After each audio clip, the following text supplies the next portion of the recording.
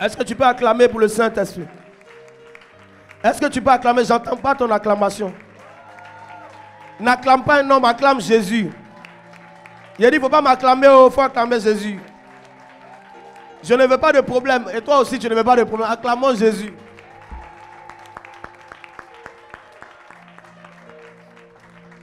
Amen. Alors, qui m'aide pour la lecture? On va courir aujourd'hui. Ok. Amen. Wow. Quelle gloire. Dis à ton voisin, les ouvriers que le Père recherche. Non, dis-le, c'est vrai, tu as pris toute ta voix pour prier, pour chanter. Mais il faut dire ça avec conviction. Les ouvriers que le Père recherche. Dis avec moi, je suis un ouvrier du Seigneur. Je suis un ouvrier du Seigneur. N'ayez pas peur. Ce qui est bon dans les choses de Dieu, c'est que on dit qu'on est des fils de Dieu au masculin, et puis on dit qu'on est l'épouse de Jésus au féminin. Donc ça ne gêne pas. Amen. Donc tu es une femme ici, hein, mais tu es un fils de Dieu. Hein? Amen. Alors, nous sommes à notre 4e partie de notre message sur les ouvriers que le Père recherche. Qui est béni parce que nous avons partagé depuis? Ah, mais si ton voisin ne lève pas la main, il est suspect. Comment ça, il n'est pas béni? Qui est béni parce que nous partageons? Ah, ou bien il a levé sa main dans son cœur. Wow, je suis content que cela vous bénisse. Moi, je suis vraiment béni et plus je creuse dans ce thème, plus je reçois de Dieu encore de nouvelles directives. Je sais qu'après ce thème, plusieurs vont entrer dans une manifestation des dons spirituels de l'onction. Parce que c'est le secret des dons. Comme je vous disais, c'est le secret des dons. Le secret des dons, c'est le service. Si Dieu veut te donner les dons spirituels, c'est pour la communauté, c'est pour l'église. Donc, si quelqu'un ne sert pas dans l'église, il n'a pas besoin des dons spirituels. Parce que les dons spirituels qu'il a ne vont pas servir. C'est pour cela que lorsque l'apôtre Paul parle des dons spirituels ou parle du ministère du Saint-Esprit, l'apôtre Paul va nous dire que Dieu a donné les dons pour l'édification de l'église. C'est important. Amen. Alors, pourquoi Dieu nous donne les dons? Laissez les personnes qui sont sur l'onction, laissez les... Voilà, ne touchez personne. Pourquoi Dieu donne l'onction? Dis avec moi, pourquoi Dieu donne l'onction? Aujourd'hui, c'est comme ça que je vais commencer mon message. Pourquoi Dieu donne l'onction? Pourquoi il donne l'onction? Ok. Dieu te donne l'onction pour que tu puisses, en réalité, accomplir sur la terre ce que lui-même, il devrait faire s'il était là. Je répète. Dieu te donne l'onction pour accomplir sur la terre ce que lui-même, il aurait fait s'il était à ta place. Pourquoi? Parce que, au fait, il dit dans sa parole que sans moi, vous ne pouvez rien faire. Quand il dit rien faire, il parle d'accomplir la volonté de Dieu. Il ne parle pas de, si tu veux, est-ce que sans Jésus, tu ne peux pas manger? Qui ici, sans Jésus, ne peut pas manger? Ah. Hein? Non, tu peux manger. Qui ici, sans Jésus, il y a des gens qui pêchent. Tu vois, il y a des gens qui pêchent, qui désobéissent. Ils sont rebelles. Quand il dit sans moi, vous ne pouvez rien faire, au fait, ce qu'il veut dire, c'est quoi? Il veut réellement, dans le contexte, parler du fait que, parce qu'il parlait à ses disciples, il parlait du fait de reproduire son œuvre sur la terre. Donc, quand il dit sans moi, vous ne pouvez rien faire, vous ne pouvez pas accomplir pleinement la volonté de Dieu. Sans moi, ce n'est pas possible. C'est pour cela que lorsque cette dame demandait au Seigneur où on doit adorer, il dit les véritables adorateurs vont d'abord adorer en esprit. Pourquoi? Parce que c'est en esprit qu'ils vont recevoir la force pour pouvoir adorer dans la vérité. Donc, Dieu donne l'onction pour que toi, moi, nous, on puisse en réalité accomplir sur la terre ce qu'il aurait voulu faire, ou bien ce qu'il aurait fait lui s'il était sur la terre. C'est pour ça qu'il dit, sans moi vous ne pouvez rien faire. Dis à ton voisin, cette phrase concerne l'onction. Oh, tu as pensé que cette phrase concernait tout, hein? Non, ça concerne l'onction. La Bible dit qu'il donne à tous les êtres, le mouvement et l'être. Donc, c'est-à-dire le mouvement et l'être là, il nous a déjà donné ça. Donc, tous les différents êtres qui existent peuvent respirer sans même que Jésus vienne appuyer un bouton pour dire respire. Il nous a déjà donné tout ça. Mais quand il dit à ses disciples, sans moi vous ne pouvez rien faire, c'est accomplir la volonté de Dieu. On ne peut pas accomplir pleinement la volonté de Dieu sans son esprit. Alors l'onction vient pour te donner la force et la capacité d'accomplir. Dis avec moi, accomplir les œuvres de Dieu sur la terre. Et c'est la raison pour laquelle le Seigneur nous a emmenés sur la terre. C'est pour accomplir ses œuvres. Alors comment tu peux accomplir ses œuvres si tu ne sers pas dans sa maison? Dis avec moi, comment? Dis comme mes frères camerounais, comment tu peux faire ça? Qui peut bien faire ça là? Comment? Comment tu peux faire ça? Comment tu peux faire les bonnes œuvres du Seigneur si tu ne sers même pas dans une église? Moi, des chrétiens qui n'ont ni père, ni mère, ni généalogie, des mecs qui s'étaient vivants, moi j'ai peur d'eux. Dis avec moi, ils font peur. Ils n'ont pas de père, ils n'ont pas de mère, ils n'ont pas d'église, ils n'ont pas de... Et tu vois, eux, c'est les... J'aime dire ça. Ce sont les Élie au fait de leur temps, tu vois. Tu vois Élie. Le Tishbite. Vous voyez comment l'histoire d'Élie commence, c'est un mystère. Dis avec moi un mystère. Regarde, la Bible dit que Élie, le Tishbite, habitant de Galade, il sortait comme ça. Bah, il a commencé l'œuvre. On essaye de remonter dans la généalogie, ceux qui ont déjà fait peut-être l'école théologique ou bien l'histoire de l'Église. Quand on étudie les chapitres des livres de rois, on se rend compte que on a besoin de certaines sources pour vérifier certains faits historiques. C'est pour ça que quand vous allez voir les livres des rois, on va vous dire les actes de tel roi et les dernières sont cités dans telle chose. On va parler des chroniques des rois, faisant référence au livre de chroniques, mais on va parler aussi, il y avait des documents qui sont gardés, qui retracent tous les actes des différents rois. Parce que si on doit mettre les actes d'un roi, la Bible ne va pas suffire. Vous voyez?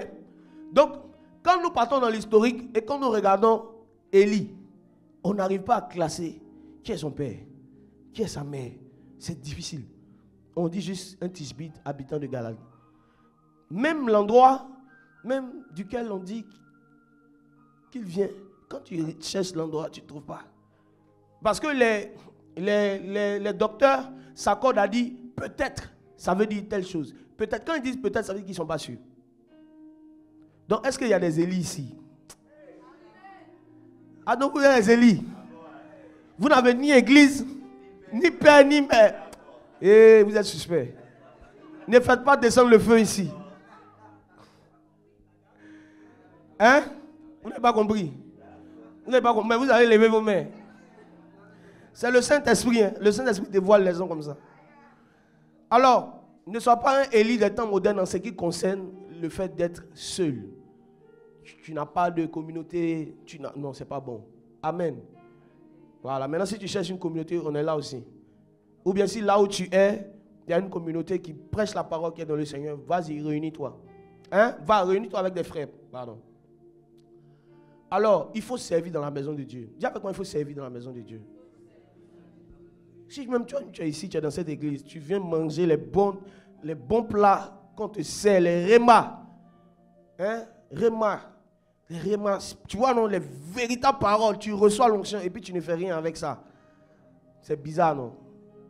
Hein? Tu es un ouvrier clic ou bien tu es un ouvrier caillou? Ceux qui ont suivi les premières sessions, vous savez ce que ça veut dire. Est-ce que tu es un caillou? C'est-à-dire, on te prend, on règle un problème et puis tu restes là. Il faut servir dans la maison de Dieu.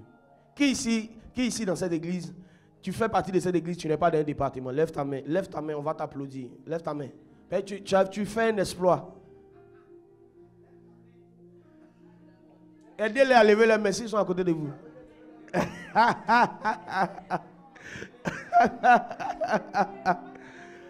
Il faut servir. Amen. Dis à ton voisin, il faut servir. Il faut servir. Parce que c'est les ouvriers qui reçoivent l'onction. Amen. Oui. Il y a les dons spirituels que tu demandes là. Ça ne va pas servir, frère. Dieu même veut te donner. Hein. Mais il regarde autour de toi. Tu vois, tu es dans le désert, frère. Les dons spirituels. En fait, La Bible dit que Jésus-Christ de Nazareth est parti dans le désert pour faire quoi? Pour jeûner. Est-ce qu'on a dit qu'il est parti dans le désert pour guérir les malades? Donc les dons spirituels n'allaient pas le servir dans le désert. Donc si toi, tu demandes l'onction et que Dieu ne te donne pas, peut-être que tu es dans un désert. Parce que l'onction ne va pas te servir. Donc dans le désert, c'est le jeûne, c'est la prière. C'est des choses que tu peux faire seul. Tu peux jeûner, tu peux prier seul. Mais même Jésus arrivait à un moment de sa vie où les choses devenaient très compliquées. Il a pris 3 personnes, même Jésus-Christ. Dieu fait ça, il a pris 3 personnes pour dire allons prier. Cette affaire est très grave. J'ai l'habitude de prier seul. Mais allons prier ensemble. Amen. Et puis même ils sont partis, ils ont dormi. Dis avec moi, ils ont dormi. Jésus avait besoin d'eux. Il n'était pas là. Il était absent. Alors, j'ai parlé des différentes caractéristiques qu'un ouvrier doit avoir. Et parmi ces caractéristiques, vous pouvez retrouver la sanctification et la consécration. Je vous ai parlé de cela. Je vous ai dit que les ouvriers que Dieu recherche, c'est ceux qui se sanctifient et qui se consacrent. C'est le préalable. C'est la première chose qu'il faut faire pour être ouvrier du Seigneur. La première chose que Dieu demande pour toute personne qui veut le servir, c'est la sanctification et la consécration. J'ai parlé de cela dans les premières sessions de Bible ouverte et des premières séances de session de ce message. Mais hier, dans Bible ouverte, j'ai parlé un peu de la sanctification. Qui a été béni parce que nous avons partagé? Ah, c'était fort. J'ai réécouté ça hier. C'était très, très, très édifiant. Donc, je vais aborder la seconde partie sur la consécration samedi prochain. Et je vais terminer la session des fondements avec les stratégies de sanctification. Stratégie de sanctification, parce qu'il y a des stratégies à faire. Amen. Donc, première caractéristique d'un bon ouvrier, que le Père recherche, il se sanctifie. Deuxième caractéristique, c'est quelqu'un qui est disponible. Voilà, c'est quelqu'un qui est disponible. C'est-à-dire que quelqu'un qui est toujours absent, il n'est pas disponible, Dieu ne peut pas l'oindre. Parce que, en réalité, l'onction, au fait, c'est pour le service. Mais si tu n'es pas disponible, tu ne peux pas servir. Donc, l'onction ne va pas te servir. Amen. Donc, il faut être un ouvrier disponible. Il ne faut pas seulement appartenir à une famille spirituelle, à une église, mais il faut aussi être disponible. Et il faut te rendre disponible. Est-ce que je peux ouvrir une petite parenthèse sur comment se rendre disponible rapidement? Je sens dans mon esprit que je dois parler de cela. Quand on dit se rendre disponible, ça veut dire, premièrement, faire des sacrifices pour être présent. Parce que tous ceux qui sont présents ont fait des sacrifices. Et tous ceux qui sont absents ont des excuses. Celui qui est absent s'excuse. Celui qui est présent a fait des sacrifices. Lorsque vous voyez quelqu'un qui n'est pas présent régulièrement à des cultes et pour des motifs non justifiés, il aura toujours des excuses. Mais si vous prenez la peine d'interroger des personnes qui étaient présentes lorsque cette personne était absente, vous allez voir que la personne a fait des sacrifices.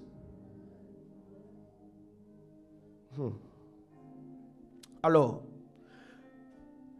après ce thème, si le Seigneur permet qu'on le finisse, après en tout cas, on va parler des lois de la croissance spirituelle. Et je vais vous parler de la loi du sacrifice. C'est très très important quand tu veux grandir spirituellement.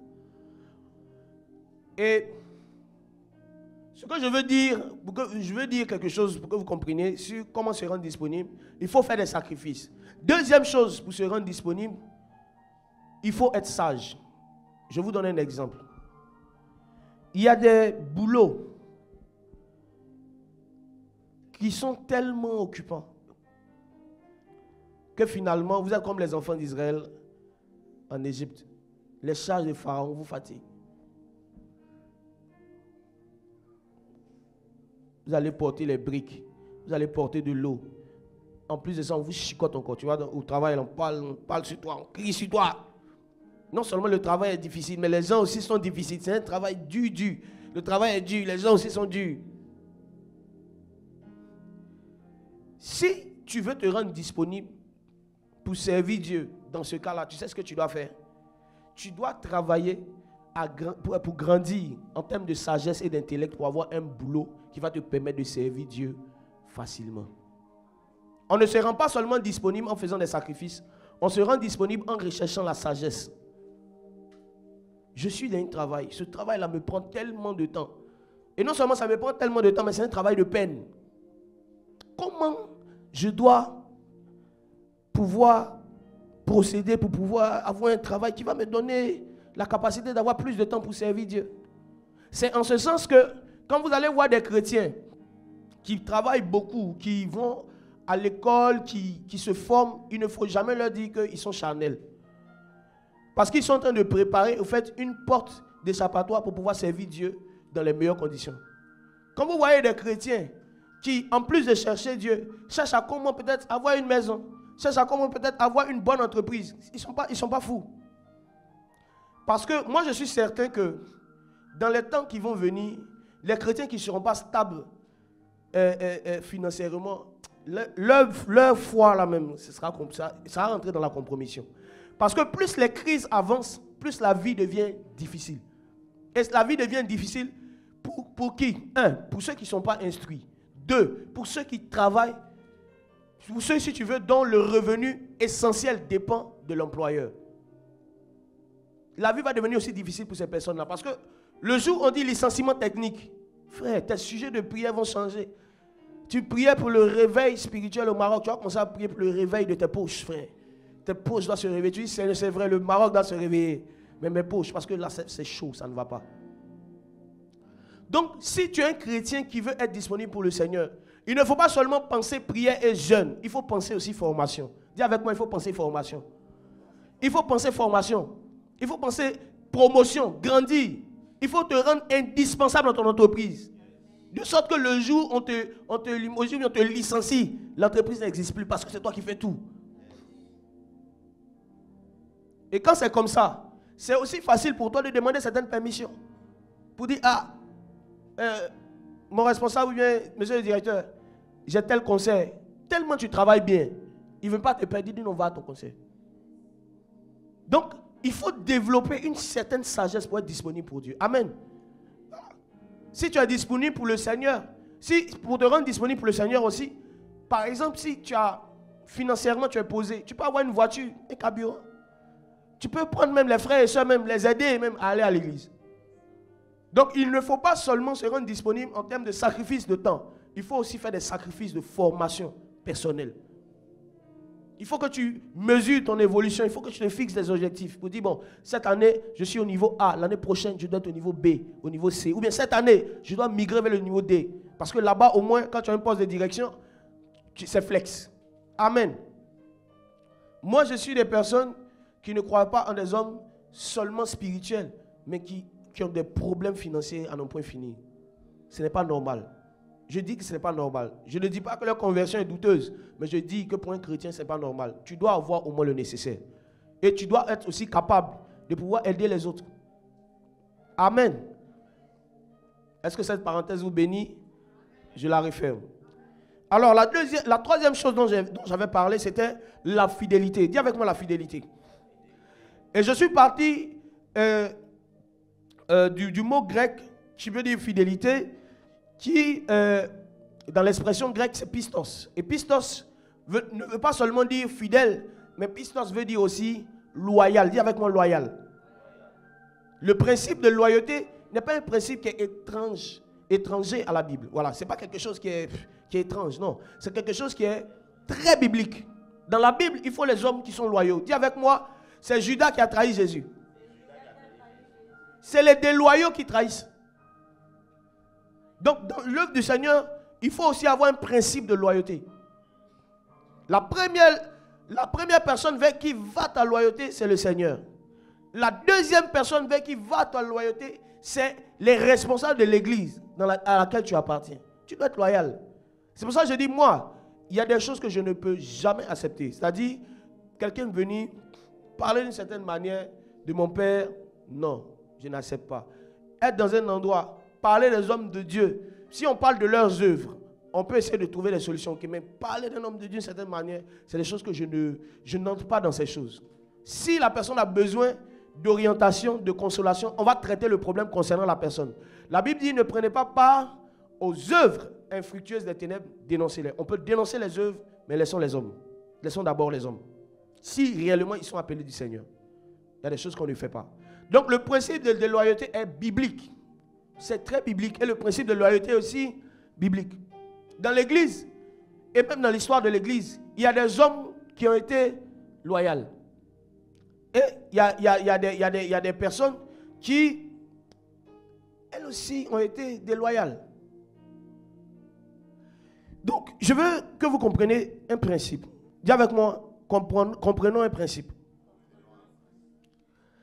C'est que les hommes qui sont déloyaux ne vont jamais aller loin avec le Seigneur.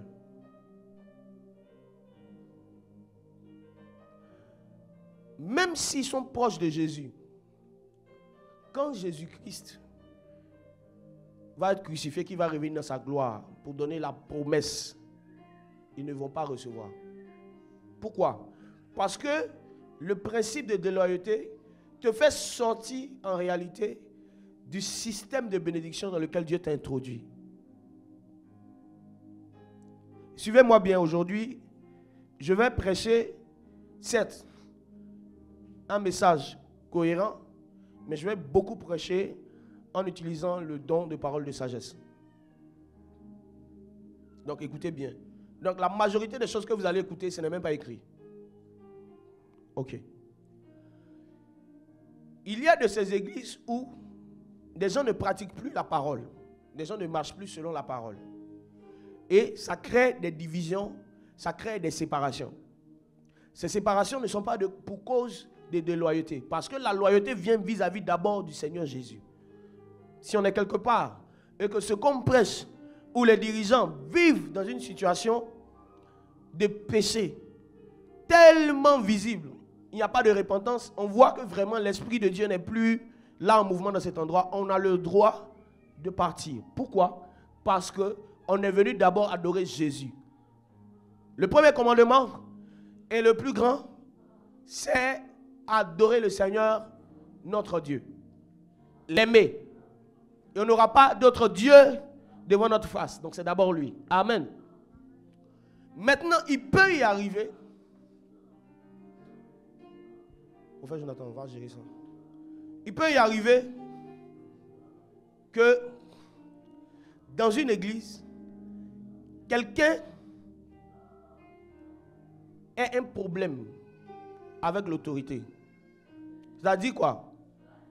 Le pasteur a fait quelque chose. Le pasteur a pris une décision avec laquelle il n'est pas d'accord. Alors, comme il n'est pas d'accord, restez concentré.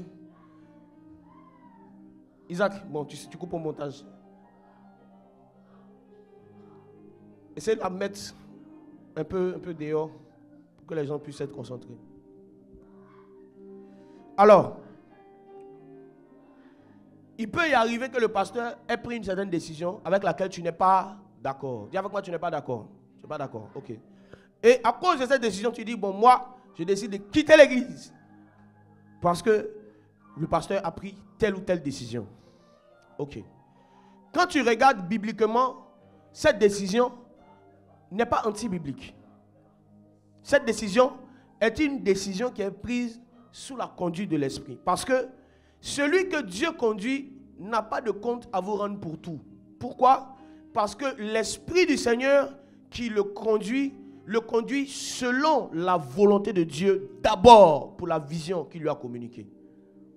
Donc vous venez aider et travailler avec quelqu'un dans une vision que le Seigneur lui a donnée. Et le périmètre de cette vision, c'est la parole de Dieu. C'est-à-dire qu'il ne peut pas te dire que dans ma vision, on doit maintenant faire la statue de Jésus, on doit faire la statue de son papa, la statue de sa maman, et on doit l'adorer. Au fait, s'il dit ça, automatiquement, tu sais que c'est une vision qui ne vient pas de Dieu. Pourquoi?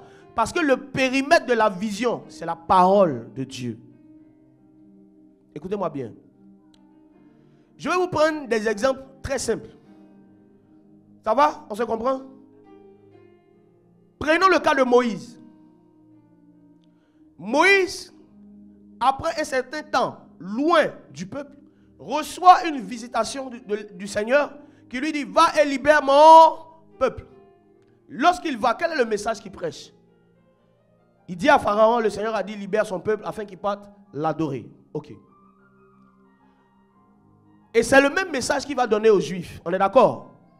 Maintenant, comment se fait-il que lorsque vous prenez les cartes anciennes, le peuple sort d'Égypte. Ils ont une possibilité de relier rapidement Canaan en passant par un chemin qui contourne la mer Rouge. Mais le Seigneur dit à Moïse, Moïse, va tout droit. Mettez-vous à la place de ce peuple. Aïe, attends, Moïse, vraiment, tu es un homme de Dieu, mais tu sais, tu ne connais pas tout. Non, tu sais, tu ne connais pas tout. Tu sais, moi, je suis chrétien, je suis un simple fidèle, mais je suis professeur de géographie. Je connais la cartographie. Moïse, prends à gauche, pardon, arrête ça, prends à gauche. Mais Dieu dit à Moïse, Moses, enfonce, tout droit. Mettez-vous à la place du peuple. En fait, quand vous lisez, vous dites, oh les Juifs, ils ne croyaient pas, ils ne croyaient pas. Ils étaient difficiles de caractère. Oh les Juifs, compliqués. Maintenant, il faut prier. Dieu va te donner une vision. Et puis toi-même, tu te retrouves devant la mer. Et tu vois le petit raccourci pour aller à Canaan. Et tu vois le grand tout. Frère, honnêtement, moi j'allais dire à Moïse, Moïse, vraiment, on t'a suivi jusque là, mais là, laisse-nous, chacun va faire son choix. Nous, on va passer à côté, vous passez là, on va voir qui va arriver avant son ami. Dieu dit à Moïse, tout droit. Ce n'est pas le plus inquiétant. Ce qui est encore inquiétant, ils sont restés, quand vous regardez les films, vous n'avez pas une idée claire du miracle des eaux qui ont été séparées. Est-ce que vous savez que la Bible nous dit clairement que le vent a soufflé pendant tout le soir pour que les eaux se divisent. Donc, ils sont devant la mer, non? Leurs ennemis sont en train de venir. Et Moïse est là. Regardez la position de Moïse.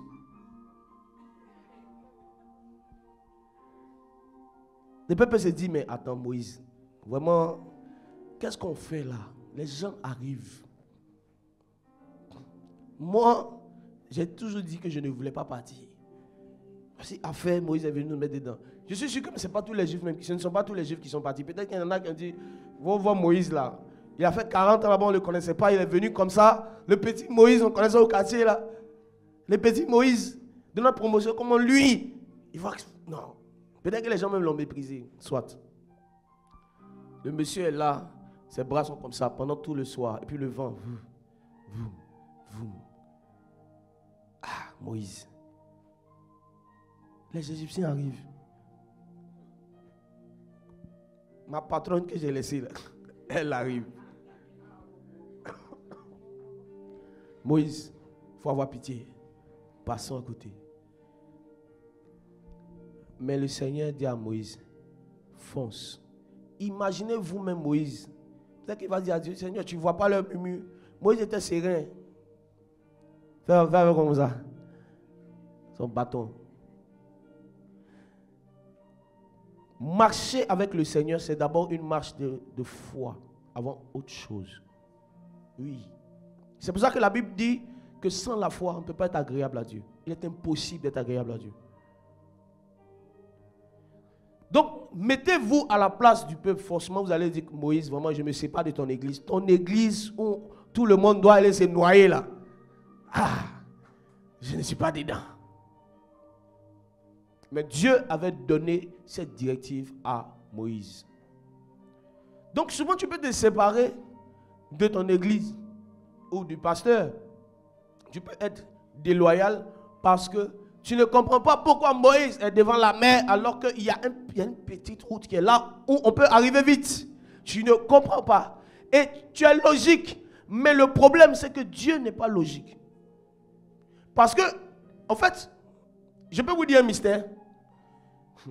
Quand on dit que Dieu nous donne une directive, quand on dit que Dieu nous donne une vision, soyons vrais. Tu n'as pas la totalité de la vision. Un homme qui va vous dire qu'il a la totalité de la vision des choses de Dieu pour lui, il est suspect, il fait peur. Il voit plus que Dieu. La Bible va nous dire dans le livre dans un des écrits de Salomon, que Dieu a fait les jours de telle sorte qu'on ne puisse pas savoir qu'est-ce qu'un jour va emmener. Ah. Donc tu es là, hein. Mais tu ne sais même pas ce que demain te réserve. C'est pour ça que je vous ai dit que quand vous marchez avec le Seigneur, la première chose qu'il faut avoir comme arme, c'est la foi. Oui, le bouclier de la foi.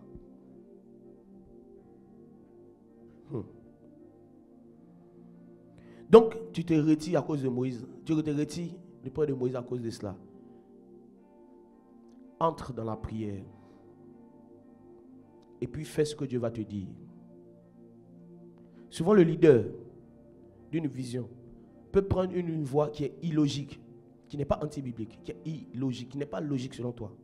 Entre dans la prière. Et souvent, le Seigneur va te dire non, soumets-toi, fais. Ah. Il y a plusieurs qui ont été déloyaux parce que pour eux, la direction n'est pas la bonne. Mais ce n'est même pas à toi qu'on a donné la direction. Celui même à qui on a donné la direction, il ne connaît pas, il ne maîtrise pas tous les contours de la direction.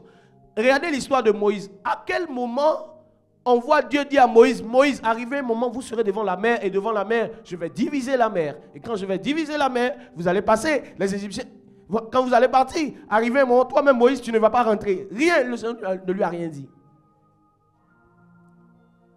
Donc même quand quelqu'un reçoit une vision, il n'a pas la totalité.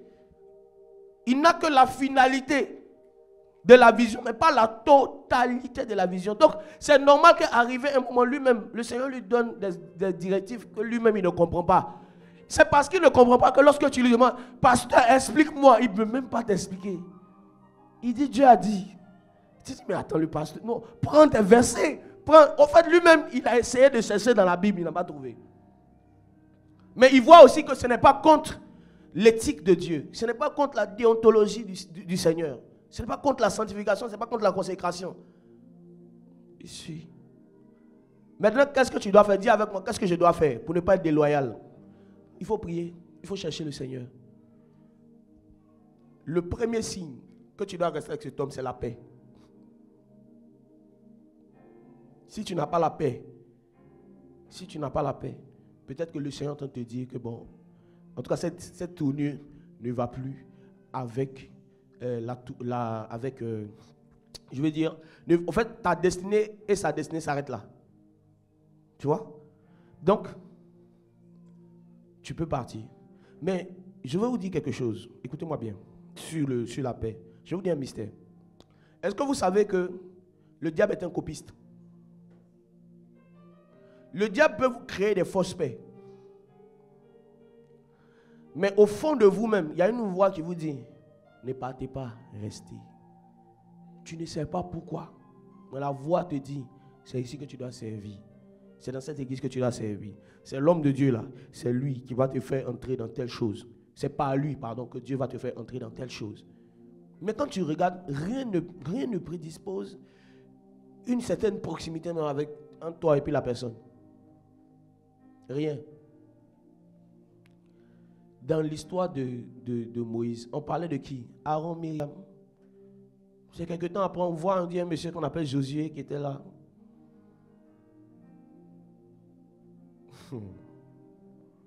Il sait que je suis en train de parler à quelqu'un. Alors, ne soyez pas déloyaux parce que vous ne comprenez pas certaines directives. Prenez le temps de prier. Et puis, acceptez ce que Dieu va vous dire. Parce que ce n'est pas vous qui vous conduisez, c'est Dieu qui vous conduit. Et Dieu peut vous dire, allez, partez, servez, cherchez à servir. Même malgré la distance, c'est le Seigneur sait. Souvent, au fait, moi, je vais vous dire quelque chose. Chaque fois que quelqu'un s'approche dans un certain périmètre de l'œuvre que nous faisons, ou bien d'une œuvre que je suis en train de faire quelque part, il y a forcément, comme je reconnais que cette personne, on va beaucoup travailler ensemble, il y a forcément quelque chose que le Seigneur me dit sur sa vie. Et le rôle que je dois jouer dans la vie de la personne. Mais, comme je suis aussi comme mon Seigneur, je limite mon très saint Père. Je ne vais jamais dire ça. Dans les débuts, je ne fais pas ça. Parce que il faut savoir quelque chose dans le fonctionnement des choses spirituelles. C'est qu'on ne se lie pas par objectif. On ne se lie pas avec quelqu'un par objectif. On se lie avec quelqu'un par la destinée. Je répète.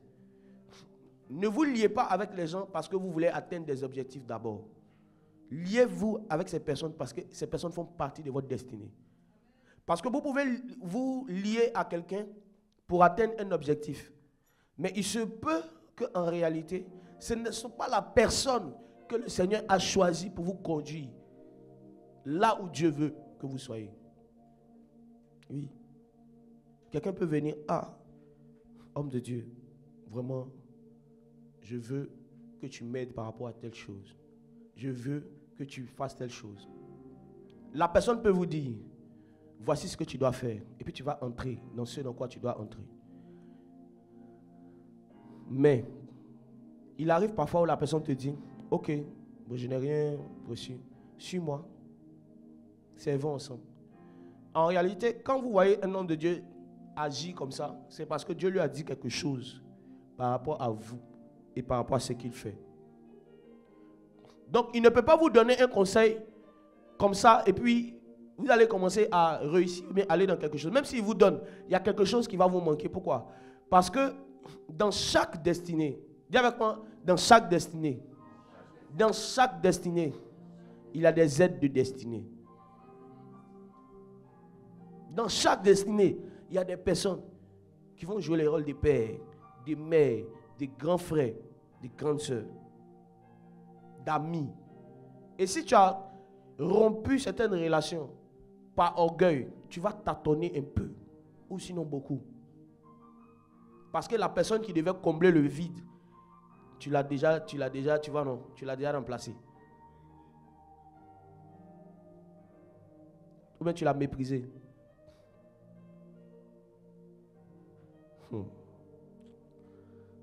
Je suis parmi les personnes qui, en m'inspirant du Seigneur, veille à ce que mon cœur ne marche jamais avec quelqu'un par motif d'intérêt. C'est très dangereux. Parce que si, quand tu viens ici, ce que tu cherches, c'est l'onction. Tu sais, l'onction là, il y a des temps de manifestation de l'onction.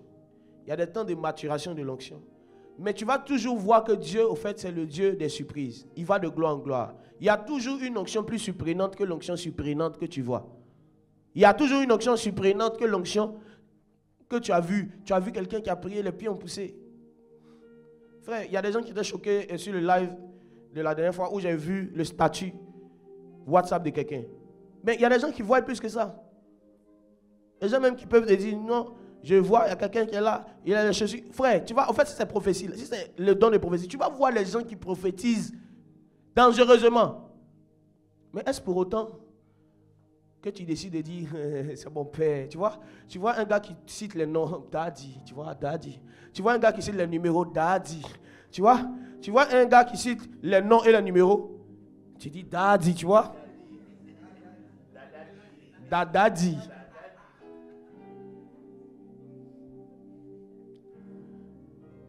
Le principe de destinée est très important. C'est pour cela que plusieurs ouvriers tâtonnent dans leur vie. Parce qu'ils ne connaissent pas les aides de destinée.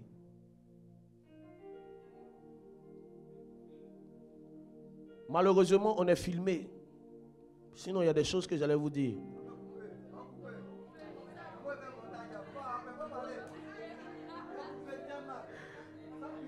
D'accord, ouais.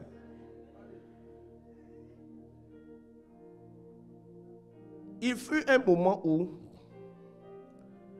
quand le Seigneur m'a appelé à son service,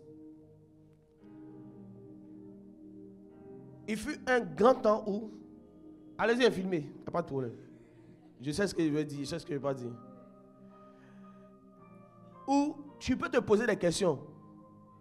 Suis-je à la bonne place? Est-ce que vraiment c'est là que je dois servir Dieu? Mais je regarde, les choses n'avancent pas. Est-ce que vraiment c'est ici ma place? Et quand tu vas dans le lieu secret, le Seigneur ne te donne pas d'autre explication que reste, sers, sois loyal, sois fidèle, aime de tout ton cœur, sers. Mais souvent quand ton cœur est chargé, tu vois, ton cœur est très chargé, tu as encaissé jusqu'à, tu vois, tu es comme la cocotte minute, tu vois. Tu as dépassé la minute, frère.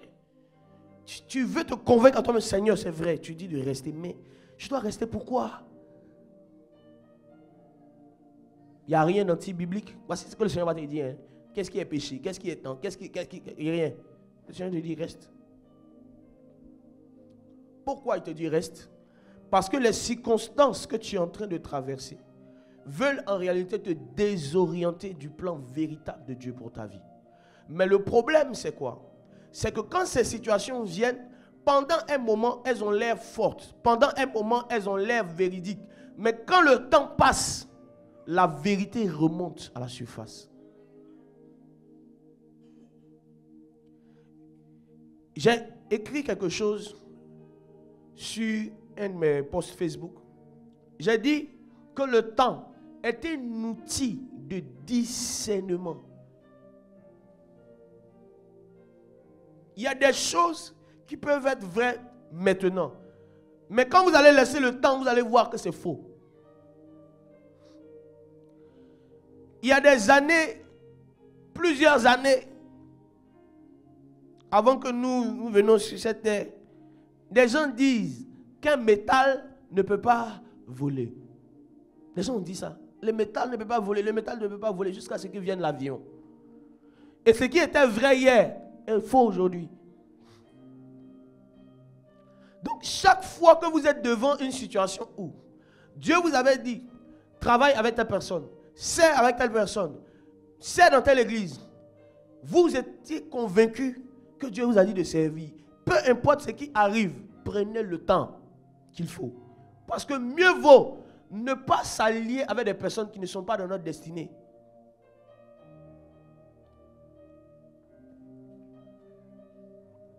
Que d'être avec, en réalité, en fait, tu es avec ces personnes qui ne sont pas dans ta destinée, mais tu n'es pas heureux. Parce que tu ne seras jamais heureux dans l'endroit où Dieu ne te veut pas. Donc c'est mieux que tu acceptes les frustrations d'aujourd'hui pour être là où Dieu veut que tu sois.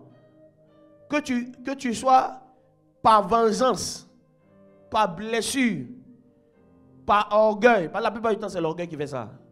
Tu puisses aller, non, là, c'est là ma place, c'est là. Et tu es là, là dans l'église. L'église est climatisée, tout est bien, les carreaux sont bien, les soeurs sourient, tout le monde. Alléluia, bienvenue, shalom, tu m'en parles un peu en hébreu, tout ça. Mais tu es là, tu n'es pas à l'aise. Tu sais que ce n'est pas là ta place. Mes frères et sœurs,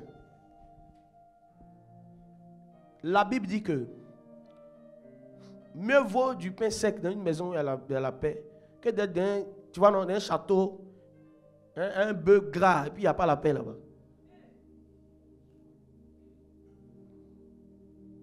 Reconnaissez les aides de votre destinée, chers ouvriers. Est-ce que vous êtes bénis? Reconnaissez les personnes que Dieu a placées devant vous pour vous emmener dans votre destinée. Moi, c'est comme ça que je suis. Je n'ai jamais dit. En fait, souvent, je suis en train de réfléchir.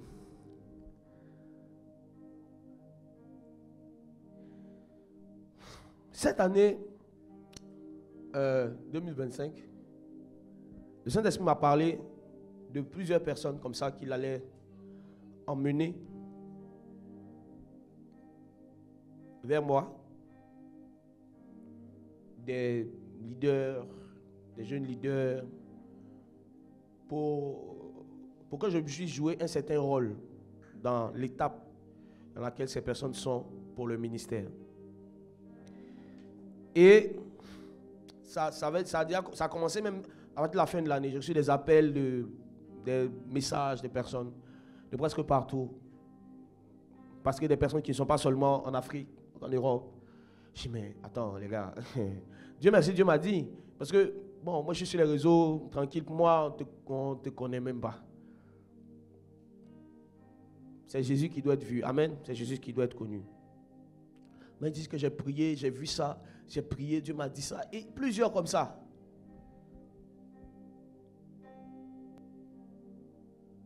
Et pour certains, le Seigneur m'a dit, ces personnes, quand elles vont venir vers toi, dis-leur qu'ils te suivent. C'est tout. Maintenant, il y en a d'autres. Vous allez comprendre pourquoi je ne voulais pas forcément le dire. Il y en a d'autres.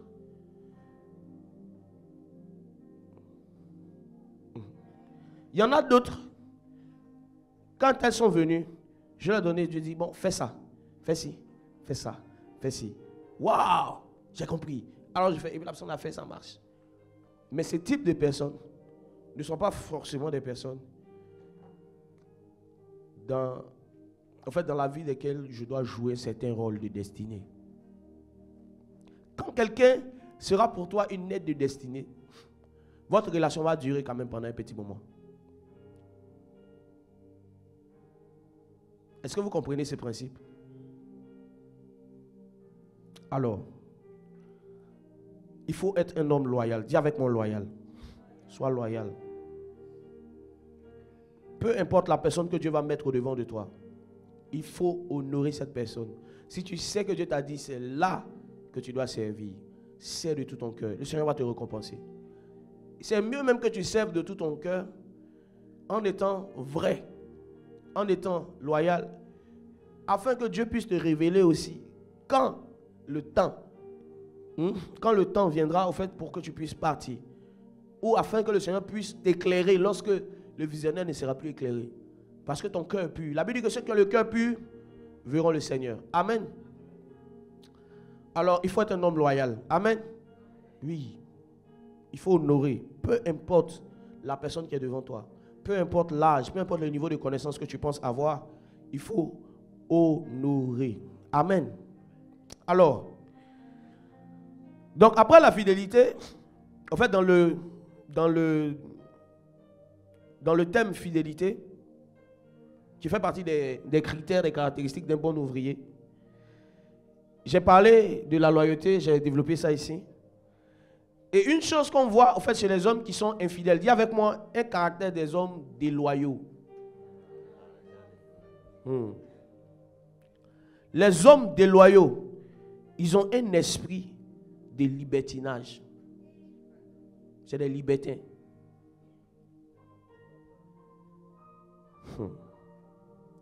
Lisons ensemble 1 Timothée 5, le verset 17. 1 Timothée 5, le verset 17. 1 Timothée 5, le verset 17. Oui. Que les anciens qui dirigent bien soient jugés dignes d'un double honneur. Ils soient jugés dignes d'un honneur ou bien d'un double honneur. Double honneur. Dis avec moi double honneur. Double honneur. Double honneur.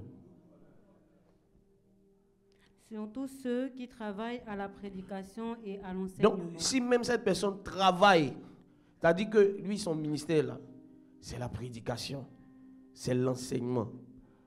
On dit, ces gars-là, normalement, on dit tous les anciens double honneur, mais lui, il faut doubler encore plus. Et si tu doubles, tu vas faire double, double, double. Oui. C'est la parole. Aujourd'hui, on va lire les Écritures beaucoup. Écoutez bien.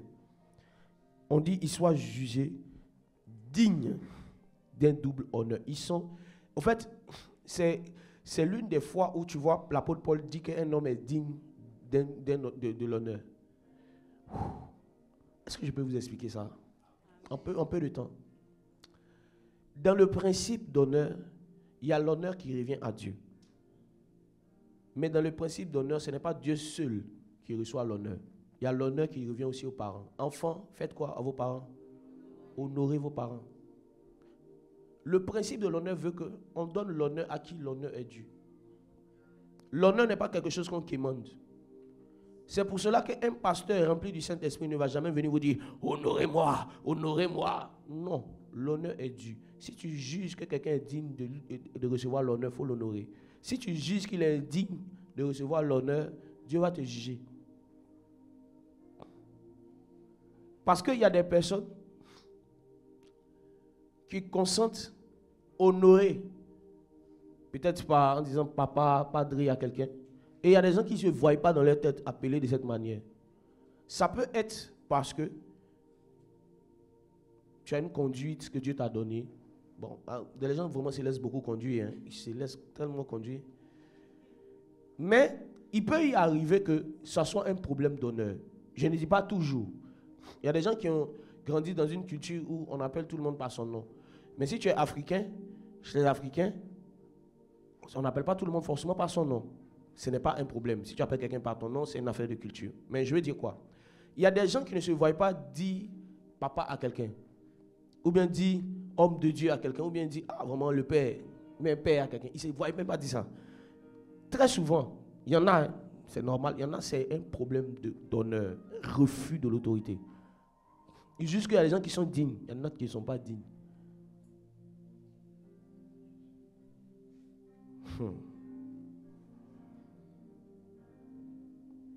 Alors, allons-y ensemble dans Hébreux 13, verset 17. Lis la parole. Hébreux 13, le verset 17. Il est écrit: obéissez à vos conducteurs, ayez pour eux la déférence, car ils veillent sur vos âmes comme devant en rendre compte. Qu'il en soit ainsi, afin qu'ils le fassent avec joie, et non en gémissant, ce qui ne vous serait d'aucun avantage. Ce qui ne vous serait d'aucun avantage. Donc la Bible dit qu'il faut obéir à ses conducteurs. Il faut avoir pour eux de la déférence. Parlons de déférence simplement, la considération, le respect, à cause de la charge qu'ils occupent. Alors, on dit que si ces conducteurs sont en train de faire l'œuvre en gémissant, parce que vous êtes désobéissant ou contredisant, on te dit par exemple que l'église a 3 jours de jeûne. Ah, moi j'ai jeûné hier, il ne peut pas jeûner aujourd'hui. Hein. Non, 3 jours quoi. 3 jours, c'est moi il faut que Dieu me parle. Moi, quand il fait des choses, Dieu doit me parler, Dieu doit me parler. Maintenant, tu as fait un songe, tu ne comprends pas, tu viens pour que l'homme de Dieu te parle. Dieu va te parler. Le même Dieu qui doit te dire si tu dois jeûner ou pas. Pourquoi il ne t'explique pas les songes que tu as? Pourquoi toutes les questions que tu as posées depuis que tu es vieux chrétien, tu as posé des questions, Dieu ne t'a pas répondu? Obéissez à vos conducteurs. Et il y en a qui sont très contredisants. Non, pourquoi on doit prier à minuit? Moi, je suis une femme mariée, je ne peux pas prier à minuit. Au fait, tu sais, si tu étais la seule femme mariée du groupe, tu serais juste. Mais il y a des femmes mariées même qui prient à 2 heures. Toi-même, minuit, tu parles. 2 heures. Dieu va te juger à cause de la personne. Il y a des gens au dernier jugement. Au fait, Dieu ne va pas parler. Hein. Est-ce que vous pensez que c'est pour tout le monde Dieu va gaspiller sa salive? Je dis, Seigneur, au fait, tu sais, je suis tombé dans la drogue parce que j'ai perdu mon papa. J'ai perdu mon papa. Et pendant que tu es en train de dire, tu as perdu ton papa. Pendant que tu rajoutes le papa, Dieu va faire venir un enfant. Sa mère voulait l'avorter. Il est venu au monde. Il n'a connu ni son papa, ni sa maman. Sa maman l'a laissé, l'a abandonné. Et puis cette personne a servi Dieu. Et puis Dieu va te regarder et regarde la personne. Et puis il dit, parle. Je n'avais pas entendu. Je n'avais pas entendu ce que tu as dit là. Il n'entend pas bien, en fait, répète. Et puis il dit, Seigneur, pardonne-moi.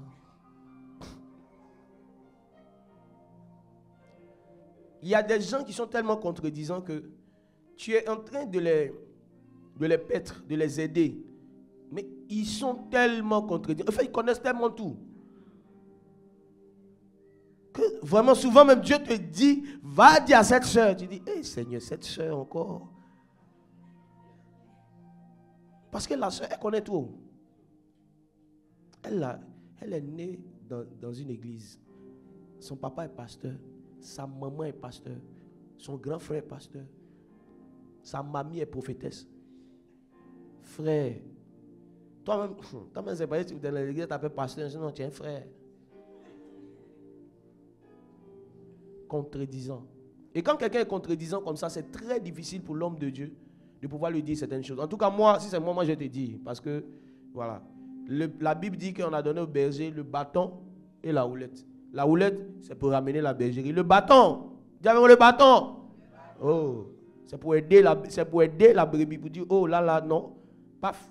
Mais si tu dis non, je ne veux pas de bâton, je veux que la houlette. Va chez les bergers sataniques là. Eux, ils ont que la houlette, ils n'ont pas le bâton. Et ça détruit l'église. Quand des gens ont que la houlette, ils n'ont pas le bâton. Ils sont toujours là pour ramener les âmes. Ramener, mais ils ne sont pas là pour dire non, non, là, il faut être droit. Ça ne va pas t'aider. Si tu es quelque part, tu dis, mon leader là, il est tellement bon, tout ce que je fais, il dit amen, alléluia. Il dit, c'est pas grave. Tu es en danger. Si tu es dans un service où ton patron ne te fait jamais asseoir pour te faire des remarques sur ton travail, alors que toi-même tu sais que ton travail tu ne le fais pas bien, frère, tu es en danger. On a toujours cru, en tout cas quand on était dans les entreprises, quand je travaillais, j'ai toujours cru que les patrons qui ne parlent pas sont les meilleurs patrons. Mais après avoir réfléchi, avoir fait des expériences de différents patrons, j'ai vu qu'il y en a, c'est vrai, qui parlent parce qu'eux-mêmes, ils ont des problèmes, ils parlent vraiment, ils sont un peu très sévères, ils font des choses qui ne sont pas, voilà, correctes. Mais il y en a, au fait, leurs remarques sont très objectives.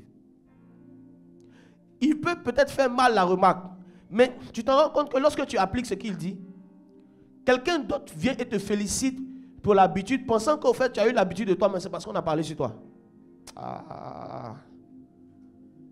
Il y a des patrons qui ne tolèrent pas le retard. Et au début, tu penses que la personne est méchante. Mais tellement il a eu à vous parler du retard, vous allez partir quelque part dans un boulot et on va vous féliciter parce que vous êtes ponctuel. Et vous, très malhonnête que vous êtes, oh vraiment, j'ai toujours été ponctuel. Depuis que je suis petit, je suis ponctuel. Tu ne veux pas dire le nom de telle personne qui t'a appris la ponctualité. Moi, devant le Seigneur, dans l'église dans laquelle j'étais, et quand on a commencé le CFC à l'évangélisme Moril et tout ça, nous, on disait que c'est avant l'heure qui est l'heure. À l'heure même là, ce n'est même pas l'heure pour les ouvriers. Donc on venait, il est là, c'est un témoin oculaire, on venait, on lavait la salle. Nous, l'homme de Dieu, l'évangéliste Jacques Moril, qui devait conduire l'adoration, moi qui devais jouer au piano, on se luttait même. Il est témoin. On luttait ensemble pour voir qui va laver la salle. Et souvent lui aussi nous faisait des plans. Parce que lui, c'est ça.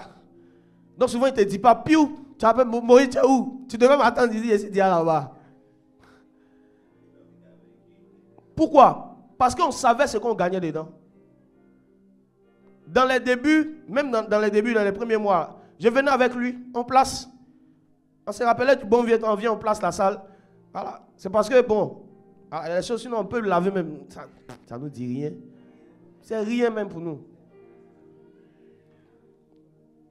Mais ces habitudes-là, on les a apprises de notre père, l'évangéliste Jacques. Oui. Au CFC, on avait des prières, certaines prières. Quand on doit faire, si tu es venu en retard, tu restes dehors. On ferme la porte. Même si tu es venu au culte, tu vas attendre. Si tu t'en vas, ça veut dire que Dieu ne voulait pas te visiter. On était sévères, mais ça nous a aidés. Et moi, l'une des personnes qui m'a aussi aidé par rapport au retard, il y a eu un de mes patrons, dont le nom commence par une lettre de l'alphabet. Très intransigeant sur le retard. Très intransigeant. Il m'a beaucoup aidé. En fait, c'est après, quand il est parti, quelqu'un m'a félicité pour dire, comment, tu viens à l'heure. Bon, au moins, j'ai dit que, en fait, je n'étais pas comme ça avant. Déjà, de ma culture, voici ce que mon père spirituel m'a enseigné. Et voici aussi ce que mon patron m'a enseigné. Donc, si vous avez des bergers qui n'ont que la houlette, qui n'ont pas le bâton, vous n'allez pas être des brebis excellentes. Je vous dis la vérité. C'est pour cela que vous êtes beaucoup étonnés quand quelqu'un était musulman une soeur était musulmane, elle vient au Seigneur et puis elle est sérieuse. Parce que là-bas, frère, c'est la discipline. Tu vas réciter leur livre là, tu vas réciter. C'est la discipline. Et qu'est-ce que ça fait? Ça aider la personne. Donc dans l'œuvre du Seigneur, ne soyez jamais contre la discipline. Parce que la bonne discipline, ça vous aide à devenir meilleur. Oui. Un bon ouvrier, c'est un ouvrier qui aime la discipline. Dis avec moi, c'est un bon ouvrier, il aime la discipline. Oui. Il aime qu'on lui dise, ah, telle chose là, vraiment, tu n'as pas bien fait, fais comme ça. Parce que si on ne te fait pas des remarques, tu ne vas jamais t'améliorer. C'est qu'il est mauvais avec un homme à qui on ne fait jamais de remarques. Il pense qu'il est bon jusqu'à ce qu'il soit confronté à quelqu'un qui est meilleur que lui. Il pense qu'il est bon. Hein? Il pense qu'il maîtrise. Il va aller voir quelqu'un d'autre. Il sera dans un circuit ou dans le travail avec quelqu'un qui est plus excellent que lui. Est-ce que tu es béni parce que nous disons? Ayez pour vos conducteurs de la déférence. Ne soyez pas toujours contredisants. Allons à gauche. Non, pourquoi on ne va pas à droite? J'espère que tu as suivi l'exemple de Moïse. Amen. Alors, lisons encore 1 Pierre 5, le verset 5. 1 Pierre 5, le verset 5. Il est écrit. Yes. De même, vous qui êtes jeunes, soyez soumis aux anciens, et tous dans vos rapports mutuels. Revêtez-vous d'humilité, car Dieu résiste aux orgueilleux, mais il fait grâce aux humbles. Vous qui êtes jeunes, dis avec moi, vous qui êtes jeunes. Vous qui êtes jeunes. On dit soyez soumis aux anciens. Je peux vous apporter, un petit éclairage sur ce verset. Quand la Bible ici parle des jeunes, on ne parle pas nécessairement de l'âge. On parle du fait aussi d'être jeune dans la foi. On parle au fait d'être aussi d'être un serviteur dans une église. Tu vois, il y a des anciens dans l'église. Amen. Donc, c'est ces deux choses. Soit peut-être jeune dans la foi, soit dans un ministère, il y a des anciens, il y a des pasteurs, un conseil qui est là, qui est établi. Donc, on dit que pour ces personnes-là, qu'est-ce que tu dois faire, Esther? On dit qu'est-ce que tu dois faire? Tu dois être soumis. Tu dois être soumis. Tu dois être soumis. J'ai envie de donner un dangereux message sur le ministère angélique et la soumission. Le rapport entre ces deux choses. Mais on va garder ça pour une veillée. Quand un homme, quand une femme n'arrive pas à être soumise, ou une femme soumise, un homme soumis à une autorité, il y a un certain mouvement angélique que cette personne ne peut pas vivre. Souvenez-vous, lorsque la parole nous parle du port du voile, les Écritures nous disent quoi? Les femmes doivent faire quoi? Elles doivent quoi? Paul, donne cette injonction pour dire, il faut que les femmes portent les voiles, se couvrent la tête, se couvrent la tête. Pour faire quoi? Concernant, ce message concerne quoi? Prenons le verset.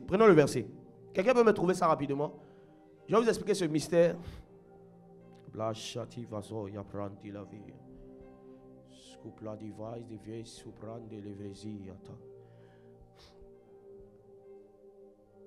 Quelqu'un peut me prendre ce verset rapidement?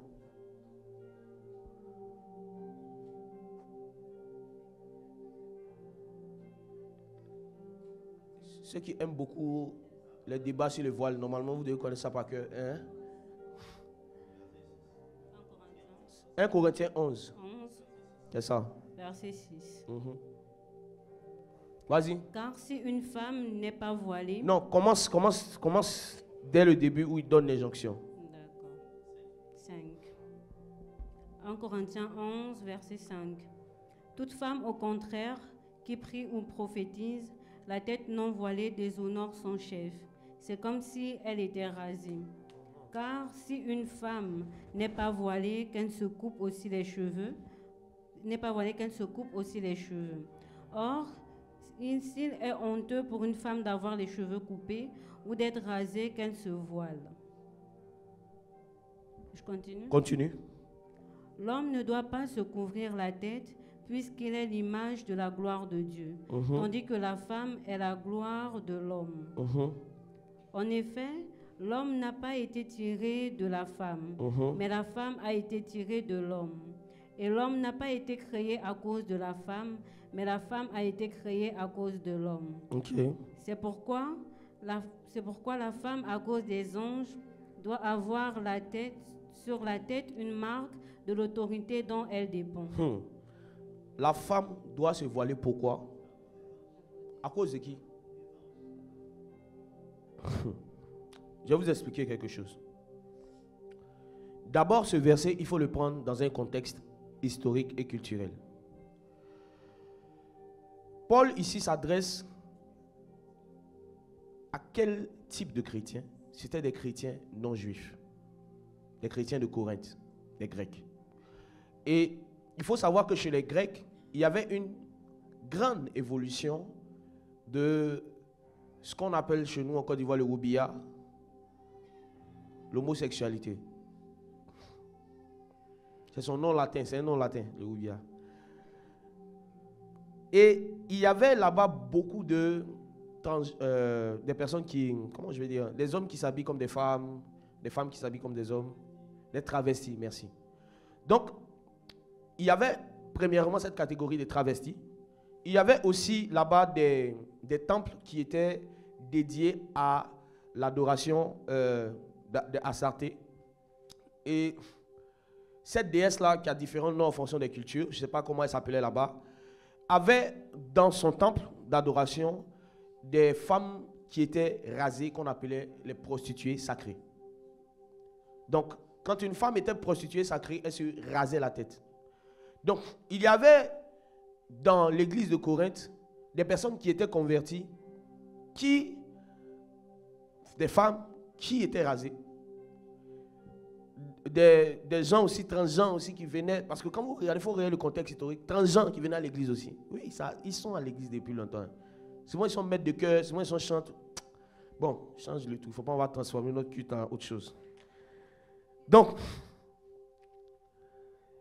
Paul disait qu'il faut qu'on puisse faire la distinction entre les hommes et les femmes. Et il va expliquer qu'en réalité, Dieu même a donné la chevelure de la femme comme le voile.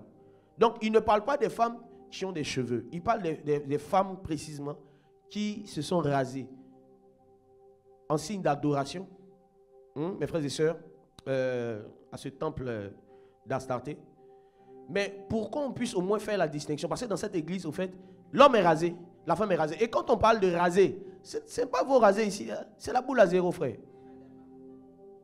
Donc on ne pouvait même pas faire la distinction de qui est l'homme, qui est la femme. Donc pour un certain ordre, il faut que les femmes, celles qui sont véritablement femmes, se voilent. Pour qu'on puisse démasquer qui est woubi, tu vois non, qui est homosexuel, qui vient dans l'église, les travestis. Tu es un homme, il parle comme femme, tu vois, Jésus, tu vois. Ça là, Paul dit on va démasquer ça. Que les femmes se voilent.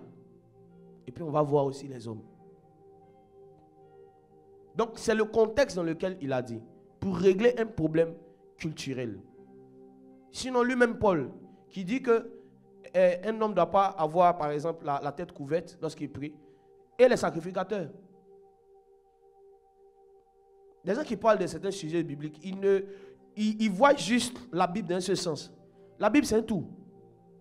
Il faut avoir une vision panoramique pour installer une doctrine des Écritures. Amen. Ok. Maintenant, je veux attirer votre attention sur une révélation. Dis avec moi un mystère.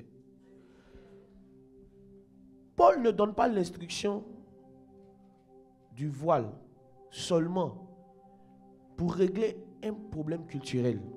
Mais il le donne parce qu'il y a un mystère. C'est que les anges peuvent facilement se mouvoir quelque part quand ils reconnaissent qu'une femme a sur sa tête une marque d'autorité. Au fait, ce que Paul est en train de dire, c'est quoi? C'est que le fait pour quelqu'un d'être soumis à un autre qui est plus élevé donne droit à cette personne de vivre certaines expériences angéliques. C'est pour ça qu'il disait que, au fait, elle doit le faire en réalité non seulement pour marquer l'autorité de laquelle elle vient, à laquelle elle est soumise, mais pour ne pas déshonorer cette autorité. Dis avec moi pourquoi. Quand vous regardez les visions d'Ézéchiel et les visions de Jean, il va vous dire qu'il y a une catégorie d'anges qui sont au-dessus de qui? Au-dessus de Dieu, au-dessus du trône.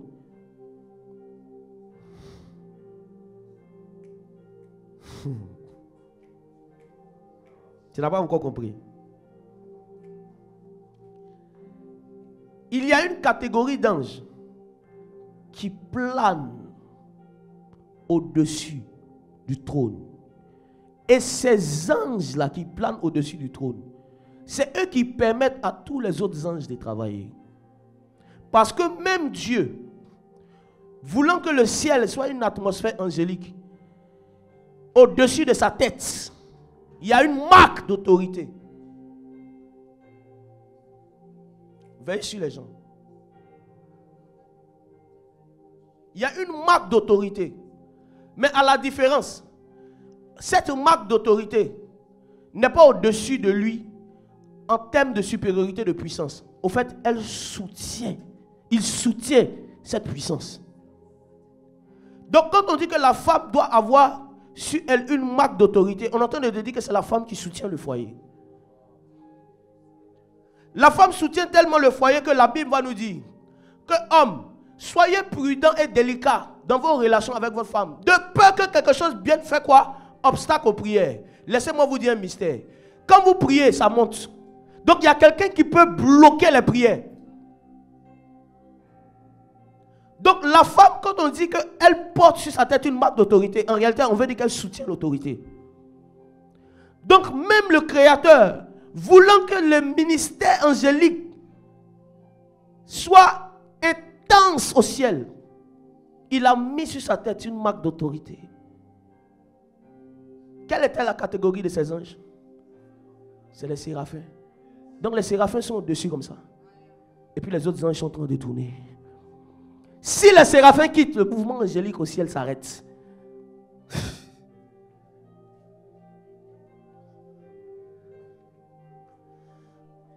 Ah, Jésus.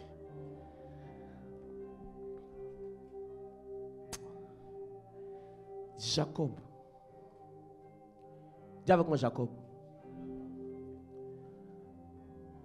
Jacob va dans un territoire dans lequel il y avait eu une expérience entre Abraham et Dieu. Bethel,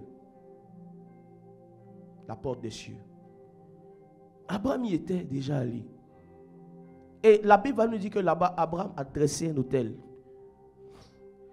Et quand on dressait les autels, on prenait des pierres qu'on entassait. Et certains autels pouvaient durer des années et des années. Si vous partez sur Internet, vous allez voir qu'il y a des pierres comme ça que les gens ont dressées, qui sont restées, qui ont traversé le temps. Et bizarrement, dis avec moi bizarrement, Jacob vient dans le même lieu. Et la Bible va dire qu'il va prendre une pierre pour faire son coussin. Dis avec moi dictaphone spirituel. Il va prendre une pierre et quand il va mettre cette pierre au niveau de sa tête, il va commencer à avoir des visions.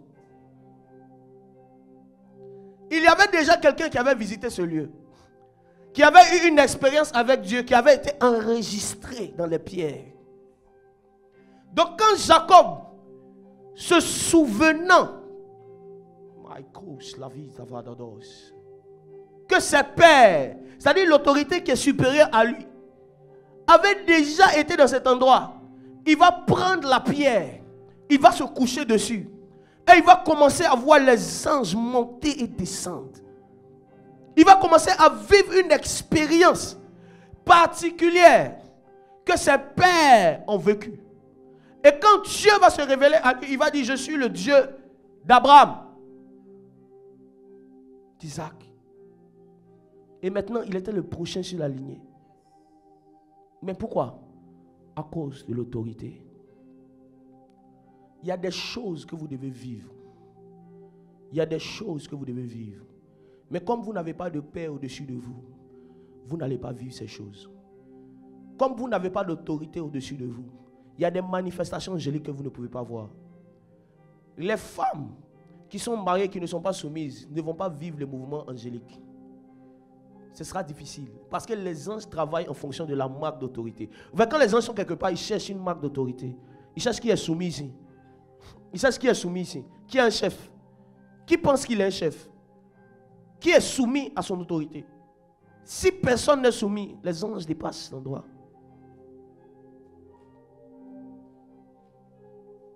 Jésus-Christ a dit à Nathanaël, tu verras bientôt les anges monter et descendre. Sur qui? Le Fils de l'homme. Le Fils de l'homme, c'est qui? C'est la tête de l'Église. C'est le chef de l'Église. Les anges ne se déplacent pas, n'intensifient pas leur mouvement quand quelque part il n'y a pas d'autorité. Donc un pasteur qui n'exerce pas l'autorité sur les personnes qui doivent lui être soumises, qui travaillent avec lui, qui doivent lui être soumises et qui travaillent avec lui, il prive ces personnes du mouvement angélique.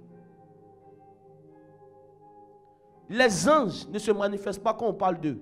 Les anges se manifestent quand on parle de Jésus. Parce que Jésus, c'est l'échelle qui est dressée pour que les anges puissent monter et descendre. Tu veux vivre une manifestation du ministère des anges. À qui es-tu soumis?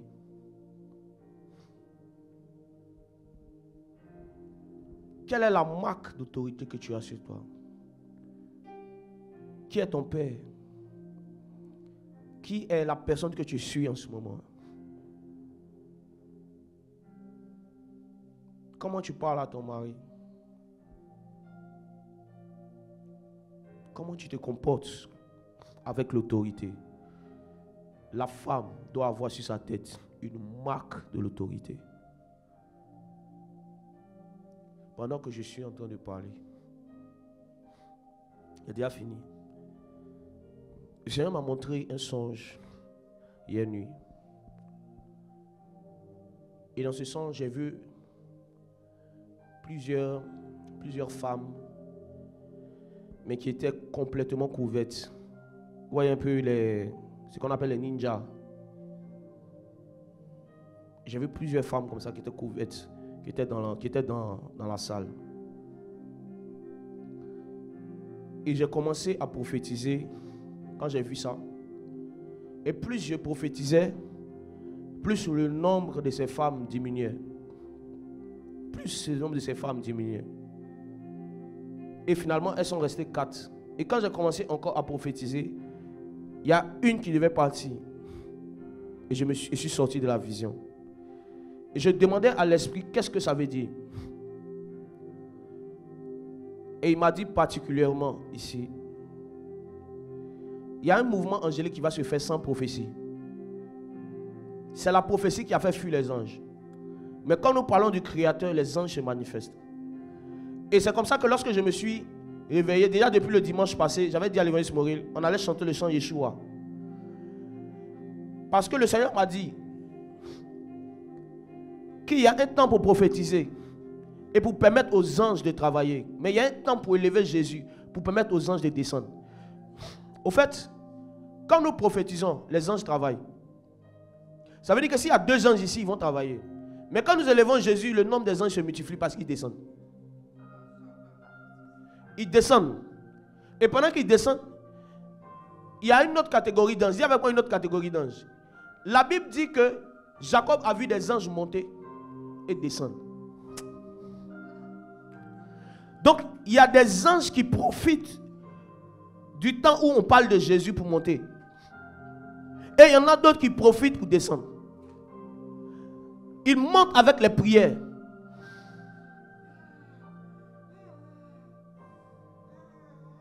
Ils montent avec les prières.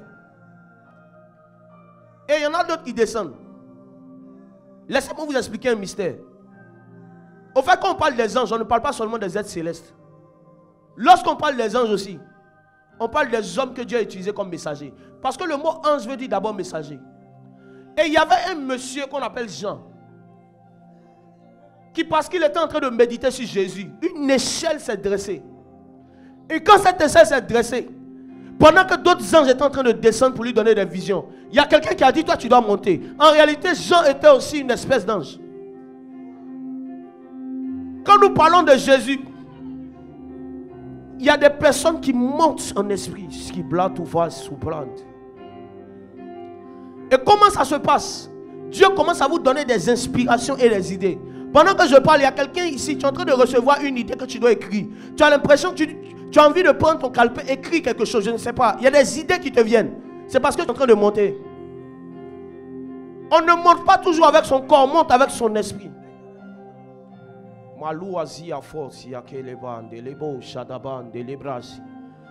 Il y a des anges qui montaient et des anges qui descendaient. Ils montaient pour prendre des messages et les ramener. Et certains descendaient avec des messages. Mets la main sur tes deux oreilles. On va juste élever Jésus pendant quelques minutes. Il y a un mouvement angélique. J'ai vu des anges. Au fait, ce que je voyais, c'était des anges. Alors,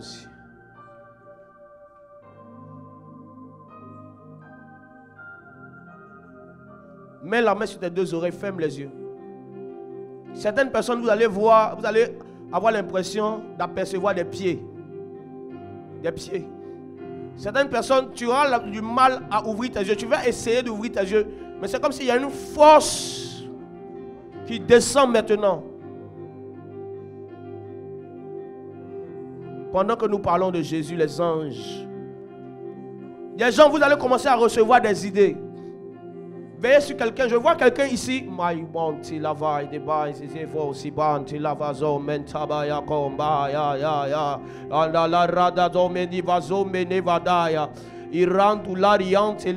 Le Seigneur est en train de saisir. Je vois les anges de plusieurs personnes ici. Je vois quelqu'un ici il y a quelque temps. Tu as vu des hommes en tenue militaire, en tenue militaire, en tenue militaire, en tenue militaire, en tenue militaire. En tenue militaire. En tenue militaire. Il y a quelqu'un qui a eu la même vision que moi, qui est ici. Il a vu plusieurs personnes en noir dans l'église qui étaient là en noir. Et il s'est dit, ce sont les démons. Il s'est dit, ce sont les démons. Ce ne sont pas les démons, ce sont les anges. Ils sont tellement revêtus du secret qu'ils ont la couleur du secret. Ce sont les dessins animés qui vous ont montré que les anges sont blancs. Il y a des anges qui sont noirs parce que Dieu fait des ténèbres sa tente. Dieu aime habiter dans le noir. Salomon l'a dit. Il dit Dieu veut habiter dans le noir. C'est pour cela que vous allez voir qu'il y a eu plusieurs prophètes dans la Bible. Mais dans les derniers temps, il y a plus de prophètes noirs. Parce que Dieu aime habiter dans le noir. L'esprit de prophétie ici. Il y a quelqu'un ici. Un personnage prophétique que tu aimes beaucoup, c'est Élisée. J'entends Élisée, j'entends Élisée, j'entends Élisée, j'entends Élisée, j'entends Élisée, j'entends Élisée, j'entends Élisée, j'entends Élisée.